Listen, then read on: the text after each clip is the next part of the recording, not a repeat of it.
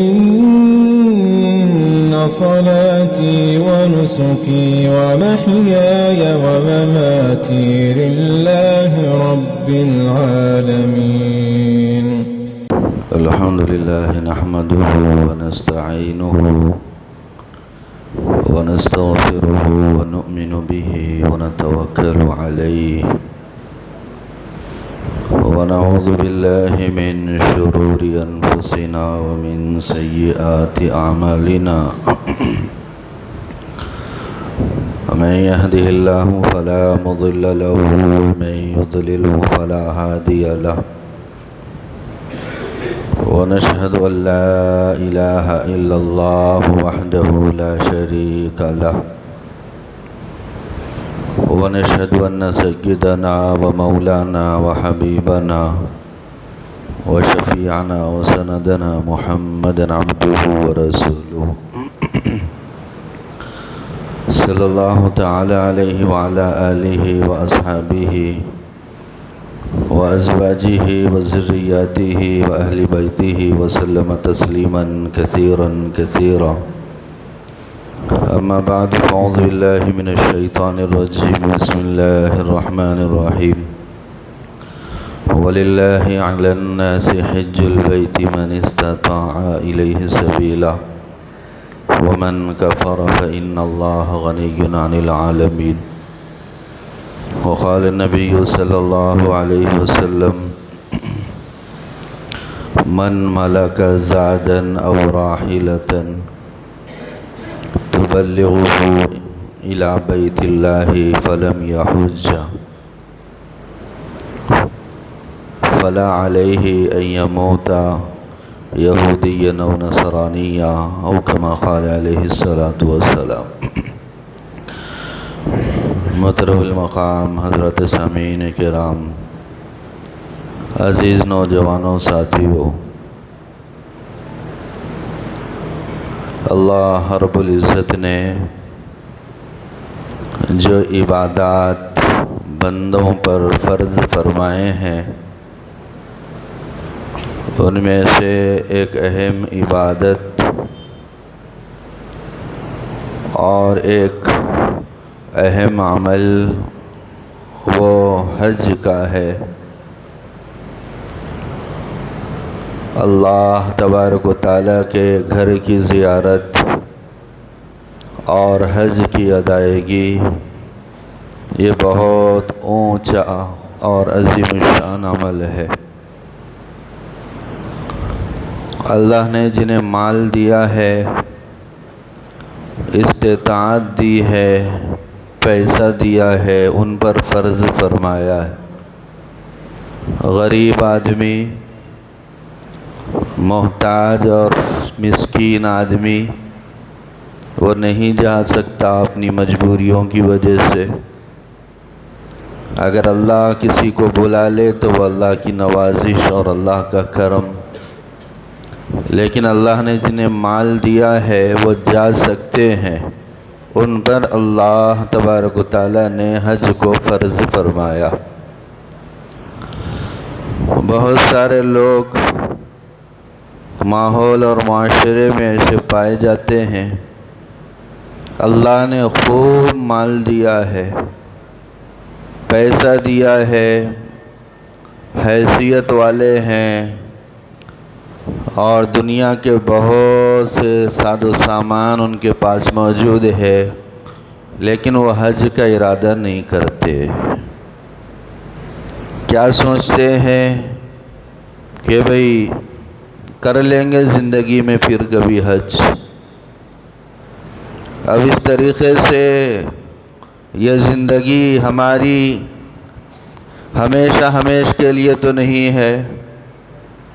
اب یہ یہی سوچتے ہیں اور ٹالتے ہیں کہ پھر کبھی کر لیں گے، لیکن وہ کبھی ان کی زندگی میں نہیں آتا، وہ زندگی سے رواں دواں ہو جاتے ہیں۔ اس واسطے آپ صلی اللہ علیہ وسلم نے ایک حدیث کے اندر ارشاد فرمایا، ابو داؤد شریف کی حدیث ہے، من اراد الحج فلیعجل، اگر حج کا ارادہ ہو چکا تو فوراً کر لو، تیاری شروع کرو، ارادہ کر لو، جو ممکن ہو سکے بندوبست شروع کر دو۔ نہیں معلوم کہ آج صحت ہے، کل یہ صحت باقی نہ رہے۔ آج صحت مند ہے، کل بیماریاں گھیر لے۔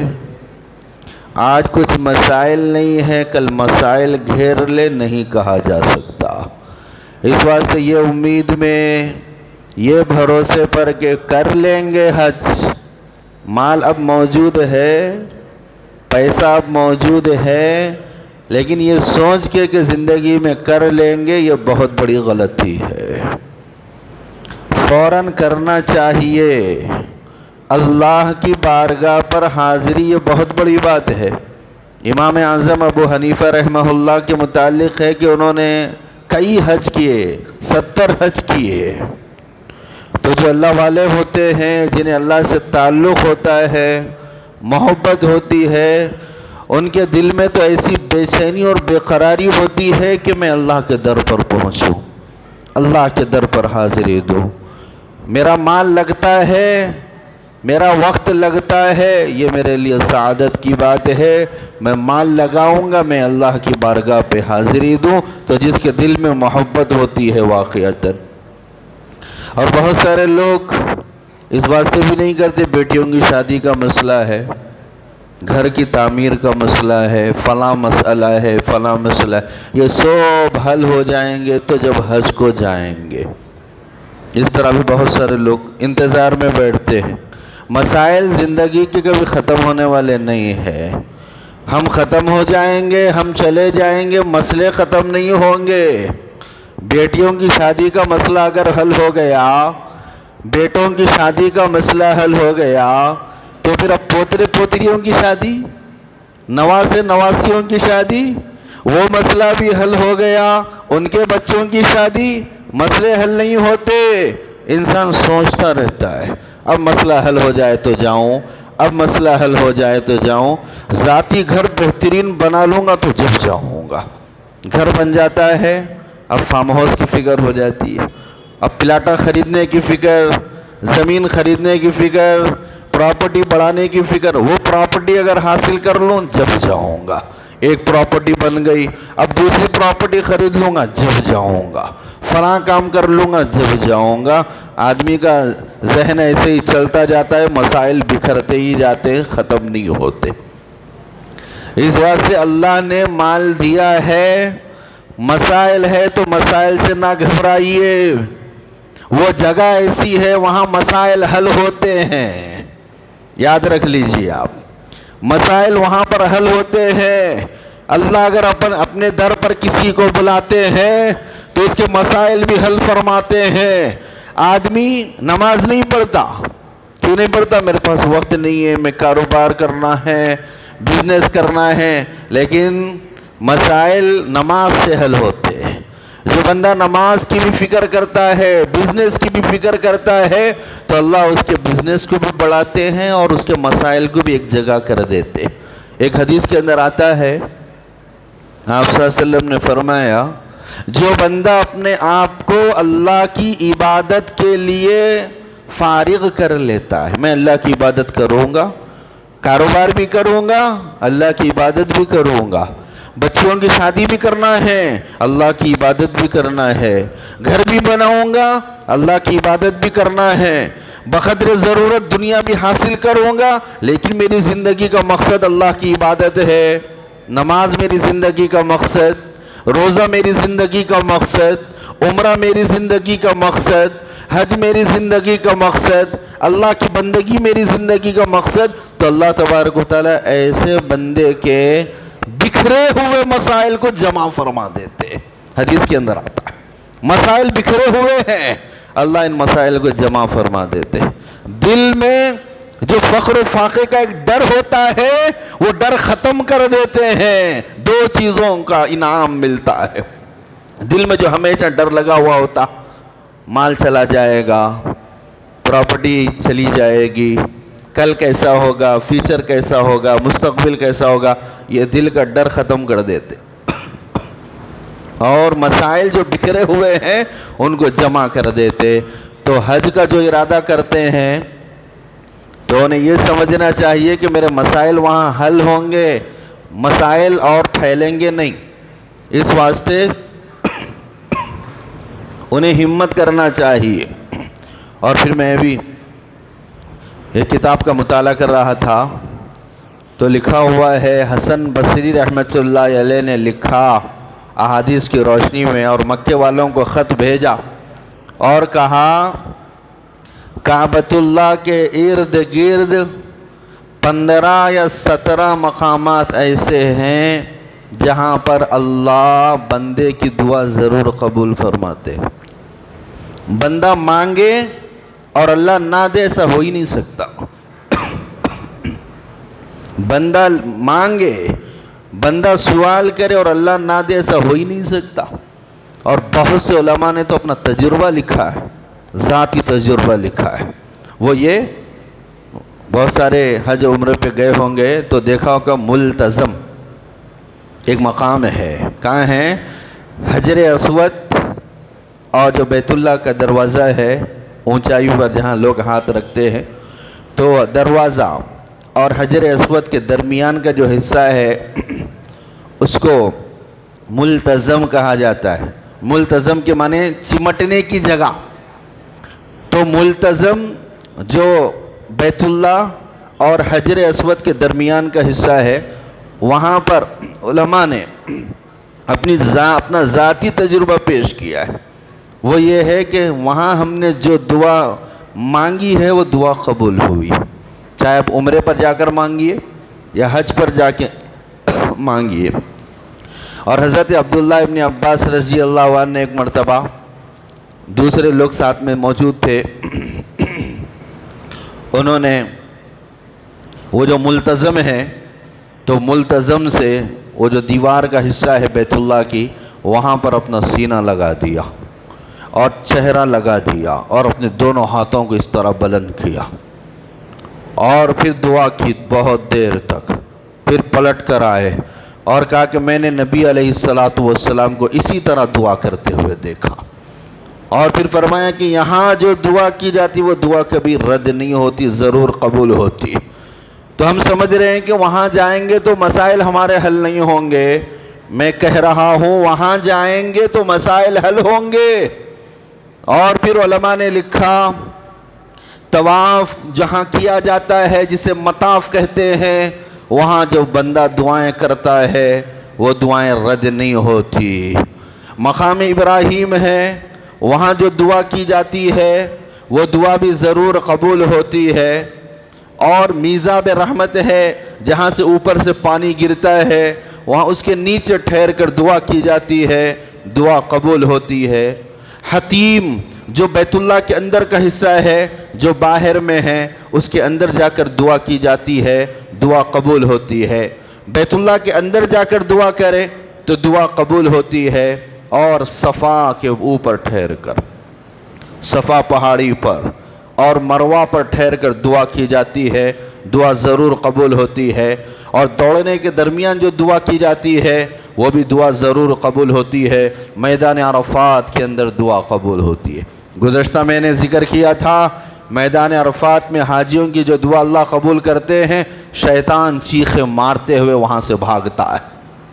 مزدلفہ میں دعا قبول ہوتی ہے، مینا میں دعا قبول ہوتی ہے۔ اور اسی طریقے سے جہاں پر کنکری ماری جاتی ہے شیطان کو، وہاں پر بھی جمرہ اولا، جمرہ وسطیٰ، جمرہ عقبہ، وہاں پر بھی جو کنکری ماری جاتی ہے اس موقع پر بھی دعا قبول ہوتی ہے۔ یہ وہ مقامات ہے جہاں پر اللہ دعا رد نہیں فرماتے، دعا ضرور بھی ضرور قبول فرماتے۔ اس واسطے حج پر جانا یہ ہمارے مسائل کا حل ہے۔ اس واسطے اللہ نے جنہیں استطاعت دی ہے انہیں ضرور جانا چاہیے۔ اور ایک حدیث میں ترغیب و ترہیب کے حوالے سے میں پڑھ رہا تھا کہ بوڑھوں کے لیے، کمزوروں کے لیے، عورتوں کے لیے حج ہی جہاد ہے۔ جہاد کتنا اونچا عمل ہے اور کتنا فضیلت والا عمل ہے، لیکن آپ صلی اللہ علیہ وسلم نے فرمایا کہ جو بوڑھے ہیں وہ تو جہاد پر نہیں جا سکتے، بالفرض جہاد فرض ہو جائے تو بوڑھے لوگ وہ جہاد میں کیسے شریک ہوں گے؟ اور کمزور لوگ، ناتواں لوگ، وہ بھی جہاد پر نہیں جا سکتے، اور عورتوں پر جہاد فرض نہیں ہے، تو فرمایا یہ حج کر لیں گے تو جہاد کا ثواب ملے گا۔ اتنا اونچا ثواب ہے حج کا، تو عورتوں کے لیے، بوڑھوں کے لیے، ناتواں کمزوروں کے لیے گویا کہ حج وہ جہاد کا ثواب رکھتا ہے۔ اور ایک حدیث کے اندر آتا ہے کہ آپ صلی اللہ علیہ وسلم نے فرمایا من خرج حاجن، جو حج کے ارادے سے اپنے گھر سے نکلے، پھر ملک الموت اس کے پاس آ جائے، اس کا انتقال ہو جائے راستے میں، کتب اللہ لہ اجر الحاج الی یوم القیامہ، قیامت تک اس کو حج کا ثواب ملتا رہے گا، قیامت تک۔ کتنی بڑی فضیلت ہے۔ اگر ہم یہ سوچتے ہیں کہ ہم تو بیمار ہیں اور بیماریوں میں مبتلا ہے، یا ہے کہ موت کب آئے گی نہیں کہا جا سکتا، اب کیسے جائیں گے حج پر، کیسے جائیں گے عمرے پر، یہ مت سوچئے۔ ایسے ہی لوگوں کو زیادہ جانا چاہیے، ایسے ہی لوگوں کو، اس واسطے کہ وہاں پر اگر بلاوا آ جائے تو خوش قسمتی کی بات ہے۔ اور پھر اسی حدیث کے الفاظ میں سنا رہا ہوں وَمَنْ خَرَجَ مُعْتَمِرًا فَمَاتَ كَتَبَ اللَّهُ لَهُ أَجْرَ الْعُمْرَةِ إِلَى يَوْمِ الْقِيَامَةِ، جو عمرے کی نیت سے نکلے اور راستے میں اس کا انتقال ہو جائے، قیامت تک عمرے کا ثواب لکھا جاتا رہے گا، قیامت تک۔ ومن خرج غازیاً، جو جہاد کے لیے نکلے، فماتا، راستے میں انتقال ہو جائے، جہاد کرنے کی نوبت نہ آئے، تو کتب اللہ لہ اجر المجاہد الی یوم القیامہ، قیامت تک جہاد کرنے کا ثواب لکھا جائے گا۔ تو یہ تین چیزیں ہیں، تین اعمال ہے۔ حج کے درمیان میں اگر انتقال ہو جائے، قیامت تک حج کا ثواب، عمرے کے درمیان میں انتقال ہو جائے، قیامت تک عمرے کا ثواب، اور جہاد کے لیے نکلے تھے، درمیان میں انتقال ہو جائے تو قیامت تک جہاد کا ثواب ملتا رہے گا۔ یہ ہے خصوصیت اور یہ فضیلت ہے۔ لہذا اللہ نے جنہیں مال دیا ہے انہیں ضرور بھی ضرور اس عظیم الشان عمل کا ارادہ کرنا چاہیے، دلوں کے اندر ارادہ اور اس کی تیاری کی فکر میں لگ جانا چاہیے۔ اور ایک حدیث کے اندر ہے، ابو داؤد شریف کی حدیث ہے، آپ صلی اللہ علیہ وسلم نے فرمایا من ملک زادن او راحلتن، جو شخص مالک تھا، پیسوں کا مالک تھا، سواری کا پیسہ اس کے پاس تھا، اور وہ بیت اللہ تک جا سکتا تھا، فلم یحج، اس کے باوجود اس نے حج نہیں کیا، ٹالتا رہا، حج نہیں کیا، تو آپ صلی اللہ علیہ وسلم نے کیا فرمایا، فلا علیہ ان یموت یہودیا و نصرانیا، اب کسی بات کی فکر نہیں ہے اس سے متعلق کہ یہودی ہو کر مر جائے یا نصرانی ہو کر مر جائے، اس واسطے کہ اس نے ایک اہم فریضے کو پیچھے ڈال دیا اور اس اہم فریضے کی اس نے فکر نہیں کی۔ اس واسطے اللہ نے مال دیا تو اس سعادت کو ضرور بھی ضرور حاصل کرنا چاہیے، یہ بہت قیمتی سعادت ہے۔ اور جو لوگ نہیں جا سکتے تو وہ خاص طور پہ دعائیں کرنے کا اہتمام کرے کہ اللہ ہمیں اپنے گھر کی زیارت نصیب فرمائیے، اپنے گھر پر بلائیے۔ دعا ایک مومن کا ہتھیار ہے اور دعا سے تقدیر بھی بدل جاتی ہے۔ اللہ تبارک و تعالی حالات ایسے پیدا کر دے، حالات ایسے بنا دے کہ اللہ تبارک و تعالیٰ کی بارگاہ کی حاضری نصیب ہو جائے۔ اگر زندگی میں نہیں ہوئی، دعا کرتے رہے، اگر توفیق نہ ملی، نہ جا سکے، لیکن طلب سچی تھی تو اتنا ڈھیر سارا ثواب روز محشر میں ملے گا، عمرے کا ثواب ملے گا، حج کا ثواب ملے گا، اس واسطے کہ یہ بندہ سچی طلب کے ساتھ دعا کرتا تھا، لیکن اسباب موجود نہیں تھے، جا نہ سکا، لیکن اللہ تبارک و تعالیٰ اس کے نامہ اعمال میں حج کے ثواب لکھتے رہیں گے، عمروں کے ثواب لکھتے رہیں گے۔ اس واسطے ایک بندے مومن کی آرزو، یہ جستجو، یہ طلب ہونی چاہیے اور دعاؤں میں بھی مانگتے رہنا چاہیے کہ اللہ تبارک و تعالیٰ اس در کی حاضری اور اس گھر کی حاضری ہم میں سے ہر ایک کو بار بار نصیب فرمائے۔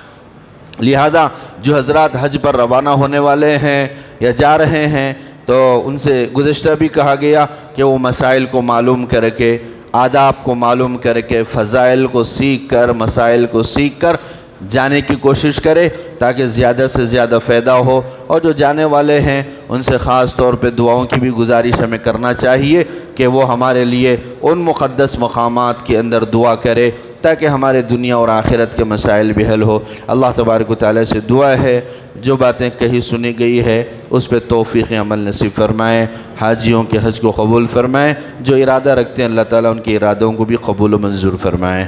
وآخر دعوانا ان الحمدللہ رب العالمین۔ Thanks for watching. Don't forget to like, comment, share and subscribe to